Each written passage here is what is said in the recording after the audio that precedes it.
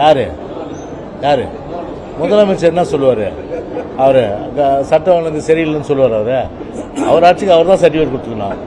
அவர் ஆட்சிக்கு அவர் தான் சர்டிஃபிகேட் கொடுக்கணும். வேறு யாராவது சர்டிஃபிகேட் கொடுத்தாங்களா சொல்லுங்கள். சரி, நான் கேட்குற திருமாவளவன்னு அவர் இவ்வளோ கூட்டணியில் இருக்கார். வேங்கவேல் போக சொல்லுங்கள். இந்த இவர் மோகன் ஊரில் கள்ளக்குறிச்சியில் ஒரு விஓ, அந்த விஓவே பூட்டிட்டு போயிட்டு அதை ஆக்சிடென்ட் போயிட்டான். இவங்க ஊரில் முன்னாள் அமைச்சர் ஊர்லேயே விஓவை பூட்டி விட்டு போயிட்டு. அதாவது அரசு அதிகாரிகள் பார்த்தீங்கன்னா முழுக்க முழுக்க அவங்களுக்கு ஒவ்வொரு அரசியல் பின்னணி இருக்குது.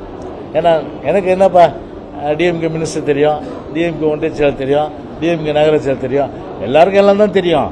ஆனால் தவறு செய்கிறது அந்த எண்ணம் வரக்கூடாது. அந்த தவறு செஞ்சால் அதை காப்பாற்றுவாங்கன்ற எண்ணம் அந்த தவறு செய்கிற அதிகாரிகளுக்கு வர்றதுனால தவறுகள் இது மாதிரி நடக்குது. இதுதான் உண்மை. அதனால் எனக்கு விஓவே பார்த்தீங்கன்னா வச்சு பூட்டிட்டு போயிட்டாங்க. விஓ பூட்டிட்டு போயிட்டாங்க. பேப்பர் சோஷியல் மீடியாவில் வந்துருக்குது. அந்த மாதிரி எல்லாத்துக்குமே பார்த்தீங்கன்னா ஒரு ஒட்டுமொத்தமாக மக்கள் பாதிப்படைகின்ற வகையில் தான் இன்றைக்கி இந்த அரசாங்கத்தினுடைய செயல்பாடுகள் இருக்குது. சரி, இவர் விசிக திருமாவளவன் இந்த விசிக திருமாவளவன் அது சப்ஜெக்ட் வர தம்பி சப்ஜெக்ட் விசிக திருமாவளவன் இன்னைக்கு இதுக்கு போக முடியுமா? வேங்கவேல் போக முடியுமா? நான் கேட்குறேன்.